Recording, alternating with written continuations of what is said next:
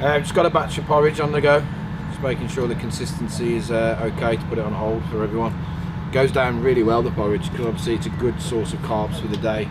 We've got a good range of toppings, fresh blueberries, apricots, chocolate, honey. We're all set up to make the breakfast sandwiches for them, the bacon baps. And yeah, for fresh canola, so it's all going to be fresh prep today.